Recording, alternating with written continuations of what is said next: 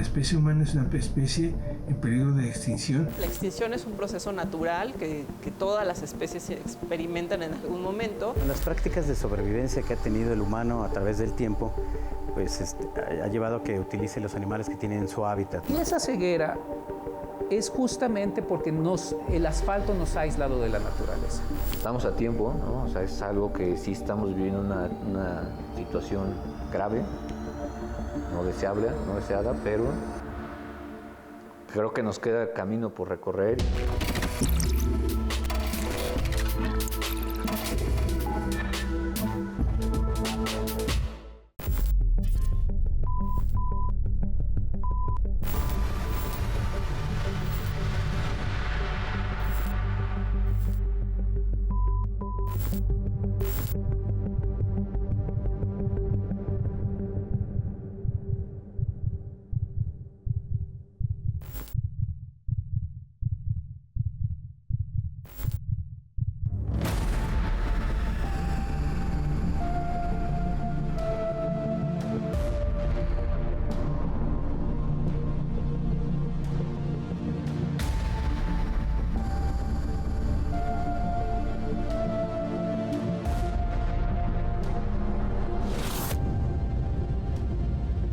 La vida en la Tierra surgió hace aproximadamente 4.000 millones de años.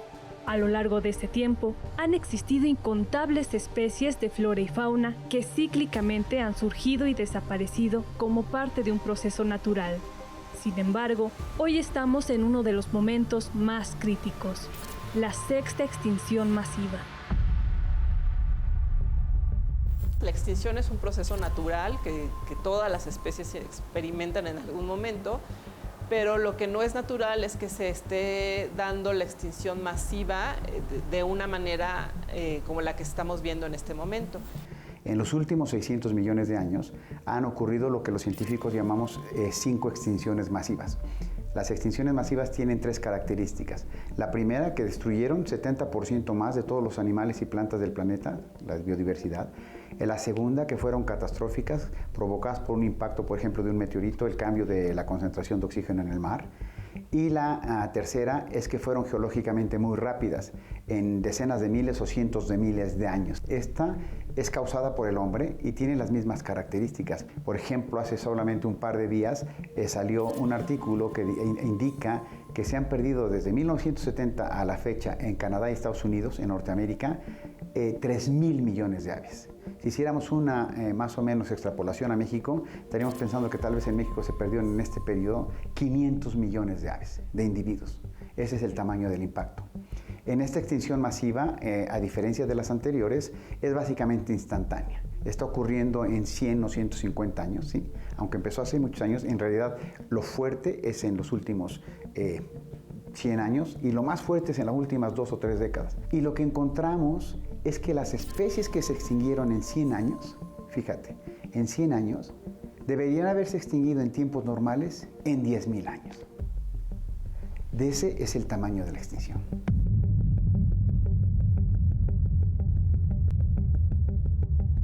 La extinción de especies ha obedecido a factores naturales como la depredación, terremotos, erupciones o la colisión de meteoritos. Sin embargo, el impacto generado por la actividad del hombre es tan grande que la comunidad científica ha propuesto que el Holoceno, la era geológica que actualmente vivimos, sea reemplazada por otra, el Antropoceno.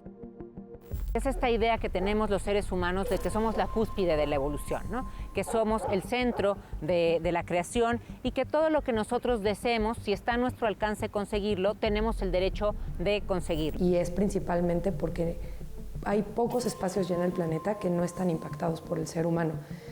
Ahorita 70% del planeta está impactado y se espera que para el 2050 cerca del 90% ya esté impactado directamente. Estoy hablando de los polos, estoy hablando de zonas en donde todavía afortunadamente hay zonas intactas.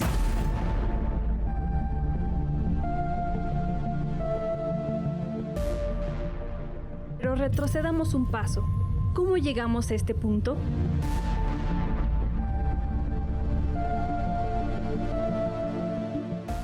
Este proceso de extinción rápida se ha dado de una manera acelerada a partir de la revolución industrial. pero sobre todo desde la segunda mitad del siglo XX, por ejemplo en México, en donde hubo un acelere muy grande del incremento de la población. El problema fundamental del planeta es que somos demasiados seres humanos. Cada día hay 300,000 personas más en el planeta. Cada 4 días 1.200.000 personas. Cada año 100 millones de personas más y cada 10 años 1.000 millones de personas. La demanda por recursos, por agua, ¿no? Por alimento, por vestido, que diariamente pide más la población en el mundo, pues genera más presión en los recursos naturales. Sin embargo, el desarrollo industrial también ha permitido crecer economías, crecer productos internos brutos, y eso también ha llevado a que haya una explosión en la población. Hemos perdido de 1970 para acá 60% de las poblaciones de vertebrados terrestres. Es muy alto. Y de continuar así la tendencia, estamos acercando a momentos donde ya empieza a haber desbalances de procesos de servicios ecosistémicos. La polinización ahorita es un ejemplo muy claro. El colapso de las pesquerías es otro. 90% de nuestras pesquerías están sobreexplotadas. Ya hay pesquerías que están en franco decaimiento porque ya no hay peces. En este caso, en América Latina es el 89% de la pérdida de poblaciones terrestres, mucho a raíz de que ha habido un crecimiento muy importante poblacional en los últimos años en América Latina, y somos la región que se está urbanizando de manera más acelerada.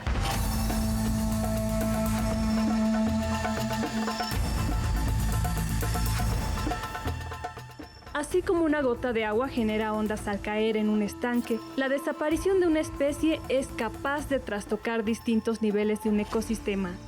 En principio, afecta a la propia especie y su hábitat, pero en algunos casos tiene un impacto global. Los científicos que trabajamos en estos creemos que hemos pasado el punto de retorno y que lo que tenemos que hacer es una gran actividad para tratar de evitar un colapso global. El colapso va a existir. No van a pasar más de 2 o 3 décadas al máximo para que haya un gran colapso planetario en cuestiones sociales, económicas y políticas asociadas al medio ambiente. Y en este sentido, ¿qué tenemos que hacer? Bueno, todavía hay tiempo para tratar de aminorar el impacto, pero el tiempo es muy corto, ¿sí? En el caso de las especies, de la extinción de las especies, sabemos que lo que no hagamos en los próximos 15 años, ya no sé. O sea, lo que hagamos en los próximos 15 o 20 años va a determinar, ¿sí?, qué especies se van a mantener en la Tierra a largo plazo.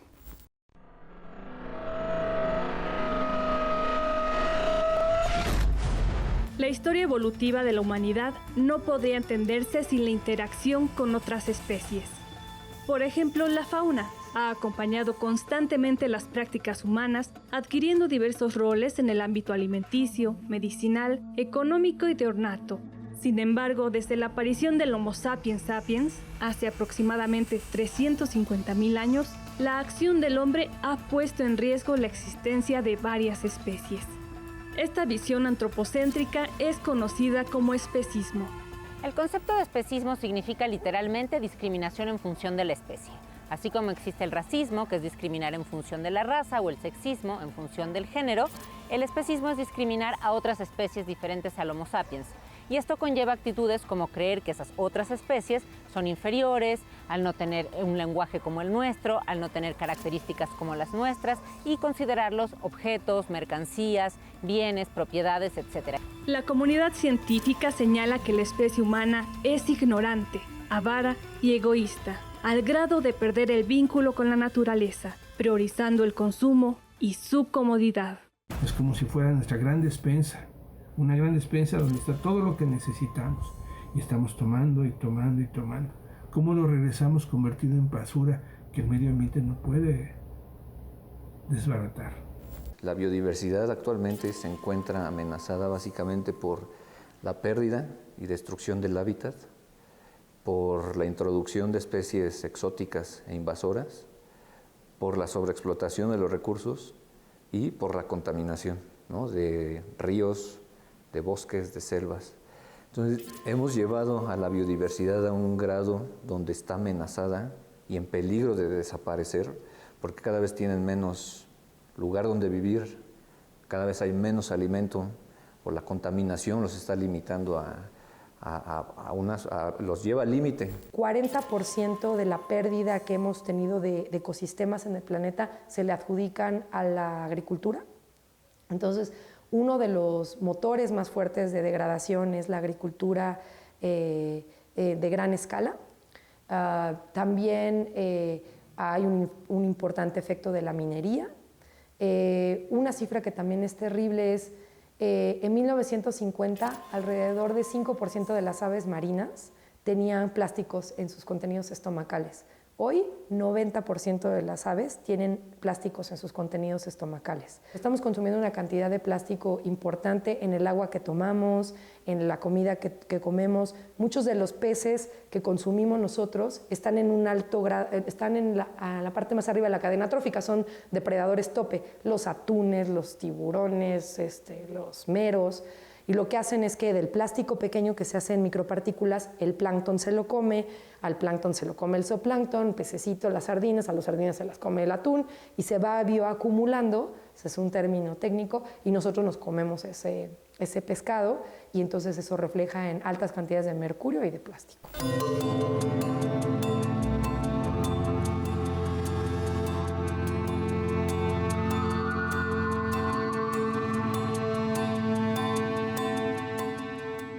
Definitivamente la principal amenaza son las actividades humanas. Otra de las causas de la pérdida de especies son las enfermedades, ¿no? Las enfermedades emergentes, el calentamiento global o el cambio climático. El cambio climático en nuestro país lo podemos ver, por ejemplo, en la falta de sincronía que existe entre el momento en que florecen las plantas y el momento en que llegan los polinizadores, ¿no? O en el momento que llegan las aves migratorias. Ya no hay una sincronía y las aves pueden morir de hambre o las mariposas pueden morir de hambre, que como lo que está sucediendo mucho con las mariposas monarca. Y por otro lado, pues no se puede prestar bien el servicio de polinización. Obviamente el crecimiento exponencial que va a tener el humano es totalmente desmedido. Y para alimentar a todos esos humanos y para que vivan, bueno, pues obviamente tenemos que limpiar el terreno para poner su casa y también limpiar el terreno para que puedan nuestros animales de granja pues, alimentarse y poder alimentar a esa cantidad de humanos. A nivel mundial se contabiliza que la naturaleza provee anualmente 125 billones de dólares al año. Adicionalmente, en términos de servicios de polinización para la producción de alimentos, se calcula que son alrededor de 35,000 millones de dólares al año lo que los polinizadores le proveen a la industria agroalimentaria.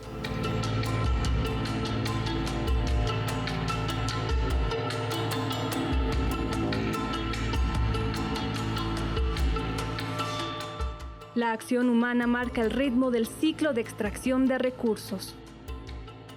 Que más que una dependencia es un hábito de explotarlos, porque podemos tener una vida perfectamente sana, normal, divertida y variada sin explotar a los animales. A los animales se les usan 4 grandes áreas. La primera son los animales como comida, que es donde más animales se usan. Anualmente son aproximadamente 70,000 millones de animales terrestres que se matan para consumo humano. Esta es una cifra enorme, es 12 veces la población humana mundial. Y no se están contabilizando los peces, porque los peces se cuentan por toneladas, no por individuos. La segunda área pues, es animales en los laboratorios. Ahí aproximadamente son 100 millones de animales cada año. En tercer lugar está el área de animales en espectáculos, que es todo lo que ustedes se pueden imaginar. Corridas de toros, peleas de gallos, carreras de caballos, carreras de perros, circos, acuarios, zoológicos, etcétera, etcétera, etcétera. Entonces, lo que estamos tratando de hacer a ese respecto es educar muchísimo a la población y a la sociedad, por ejemplo, para que no asistan a este tipo de espectáculos donde se utiliza a los animales. Y luego está el área de animales como vestimenta, que en países pues como de América Latina podríamos decir, ay, las pieles, no necesitamos usar pieles porque nuestro clima no lo requiere. Sin embargo, está también el cuero, está la lana, y es esta mentalidad de que pues los animales están ahí para eso, para utilizarlos, para sacarles algún provecho casi siempre económico. Entonces, estas son las 4 grandes áreas sobre las cuales trabajamos los activistas por los derechos de los animales. Si yo pusiera a todos en una balanza, en una pesa, todos los animales vivos los pongo en una pesa y pesan el 100%. De ese 100% de todo lo que yo peso, el 97% de esa gran masa somos humanos, vacas y cerdos. El 3% restante son animales silvestres. Quiere decir que, y antes, hace 100 años, se hizo una proyección, por supuesto en ese momento no teníamos esos cálculos finos, pero se calculaba que era prácticamente inverso. Eran humanos y vacas eran el 5% y 95% de esa biomasa, le llamamos, eran animales silvestres.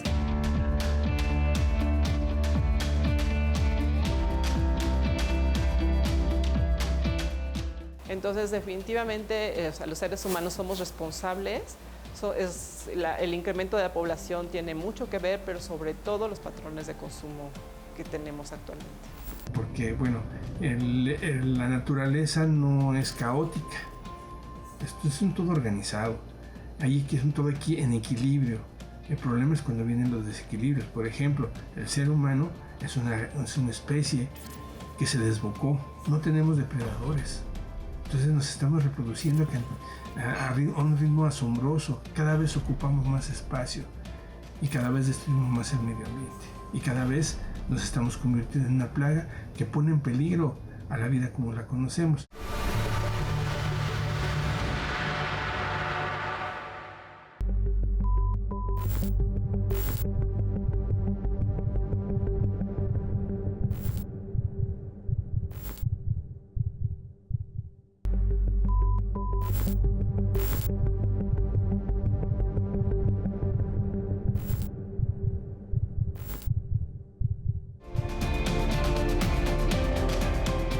Para entender el origen de las amenazas a las especies, es necesario conocer cómo ha cambiado la relación de los humanos con su entorno natural. La ciencia identifica dos momentos durante las grandes migraciones del hombre. Conforme exploraba nuevos territorios, se convirtió en una especie invasora, mientras que los primeros asentamientos sedentarios permitieron la preservación de especies de flora y fauna que iba domesticando. Con el paso de millones de años, cada nueva época, ¿sí?, tiene más especies. Ha habido una acumulación de especies y recordemos que las especies son procesos de la evolución. Algunas se extinguen y otras evolucionan, aparecen. Y en este momento, en la Tierra, existe el mayor número de especies que han coexistido simultáneamente que en cualquier parte de los últimos 3.800 millones de años desde que se originó la Tierra. Es decir, nunca había habido tantas especies de plantas, animales y microorganismos en la Tierra.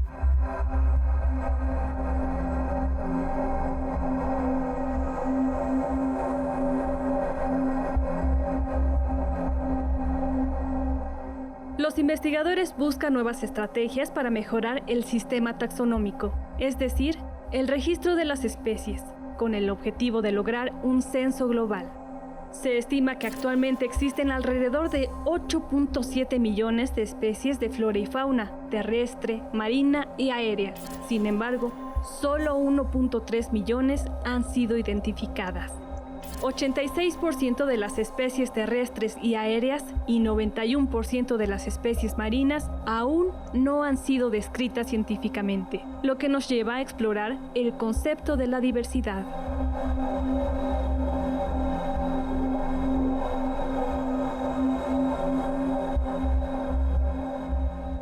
Cuando hablamos de diversidad, para empezar, nos referimos al número de especies, a la diversidad de genes y a la diversidad de ecosistemas que hay en un determinado lugar. En todo el mundo hay ciertos países que concentran una gran diversidad, como es el caso de México, Brasil, China, Australia, Indonesia. Se les considera los países megadiversos porque en su conjunto albergan a una enorme diversidad. México, por ejemplo, alberga el 10% de todas las especies que existen en el mundo. Ocupamos el 5º lugar en diversidad a nivel mundial total, y eso también varía dentro de los grupos de vertebrados y de plantas, pero definitivamente es uno de los países con más diversidad en el mundo. No sabemos exactamente cuántas especies hay, pero sabemos que hay más de 100.000 especies descritas para México.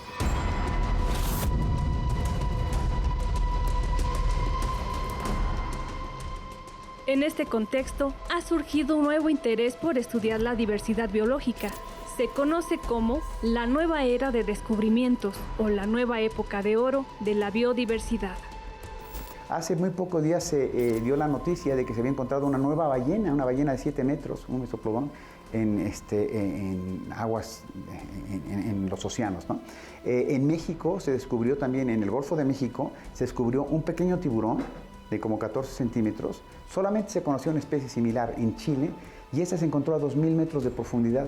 Y son cosas extraordinarias. Este tiburón, por ejemplo, es oscuro porque vive en lugares donde nunca hay luz, pero produce en las aletas una sustancia que es fluorescente.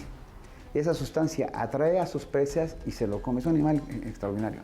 Se acaban de descubrir en México, por ejemplo, entre Tamiagua y el puerto de Veracruz, 7 grandes arrecifes desconocidos.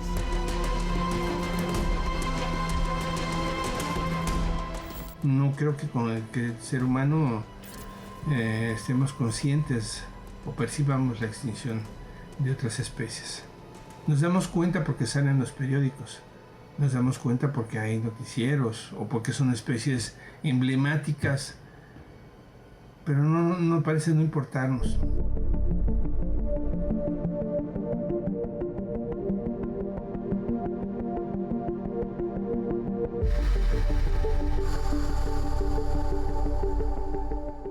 Este movimiento busca generar mecanismos encaminados a salvar el equilibrio del ecosistema, especialmente en el caso de las especies endémicas. Endémico significa propio y exclusivo de determinadas localidades o regiones, una especie que existe solo en un lugar del planeta. Nuestro país tiene alrededor de 15.000 especies endémicas, de las cuales 1.451 se encuentran en riesgo.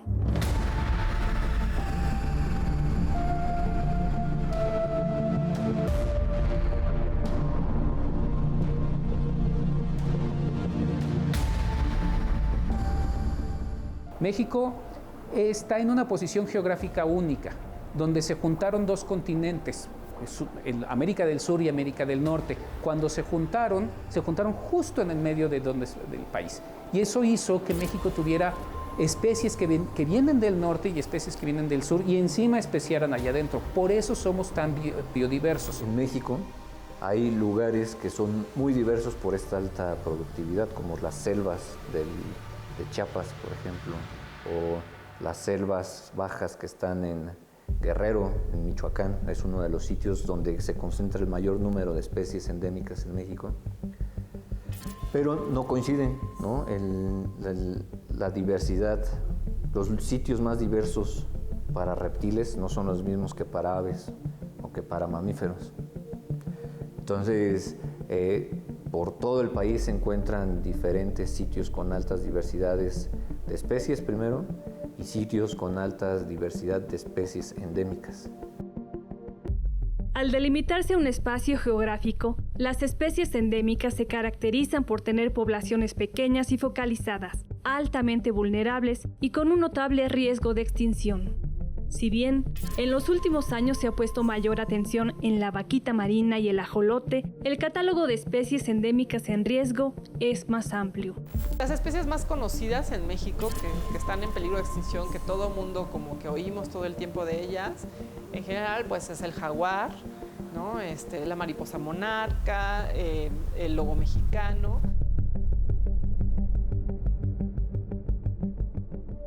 Destacan también la rana de Tlaloc, la cecilia mexicana, la cacerolita de mar, el cangrejo de las barrancas, la iguana espinosa del Golfo, el oco faisán, el cardenal rojo de Tres Marías, el murciélago platanero, la musaraña adornada, el cachorrito del desierto, la damisela azul y amarilla.